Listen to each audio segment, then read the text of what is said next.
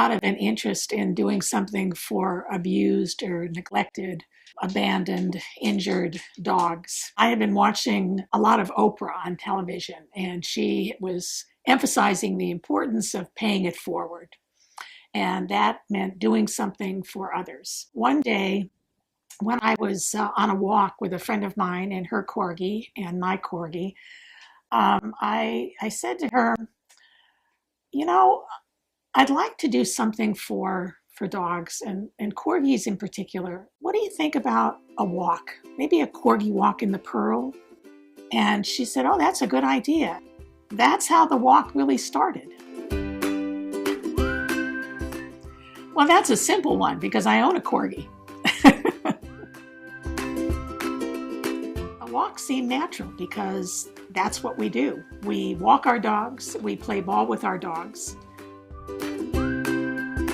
I was trying to find a place that would be entertaining to the community.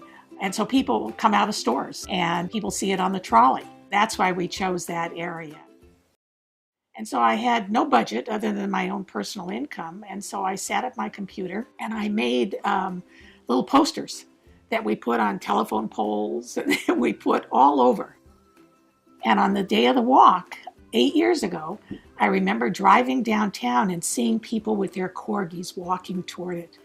And I was absolutely overjoyed. I thought, oh my goodness.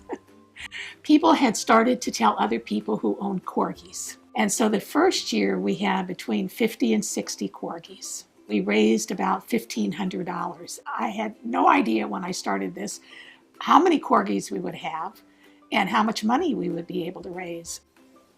I was very, very happy with the success of year one. And then people started to say, well, are you going to do it next year? And I thought, yeah, I guess I better do it next year. And that's when Oregon's economy took a downturn. I started going online and hearing from people in the nonprofit world that charitable donations were down. And I thought, boy, I don't know what's going to happen in year two. And so we worked very hard, and the volunteers came and they worked very hard. And then people who I know stepped up to the plate and they asked how they could help. Morel Inc. came on board and they made posters for us. And then this happened at the tail end of year one, and this was a real eye-opener for me because it was bigger than a volunteer. It was a member of the community with a Corgi, a rescue Corgi, who came to me in the park, and she handed me an envelope, and she said, do whatever you need to do with this. I'm supporting rescue Corgis. And I went back and I opened up the envelope, and there was a very large check. The Corgi community rose to the occasion, and they not only helped with registration, but then when I got a bullhorn and I said the walk is going to begin, they got up and they walked their dogs.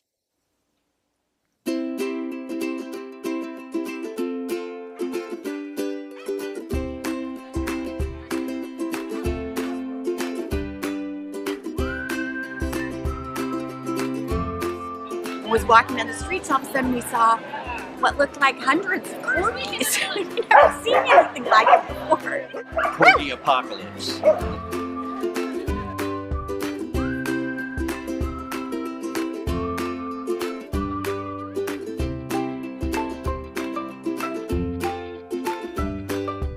It's fun. It's really fun when you see people bringing their dogs in there in full regalia.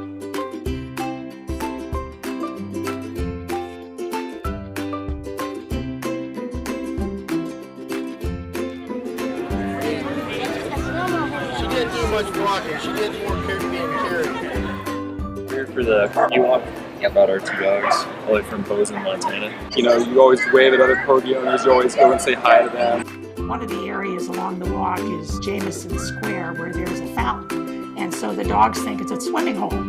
And so the dogs, you'll see them, especially on a hot day, they take a little swim and then they keep walking.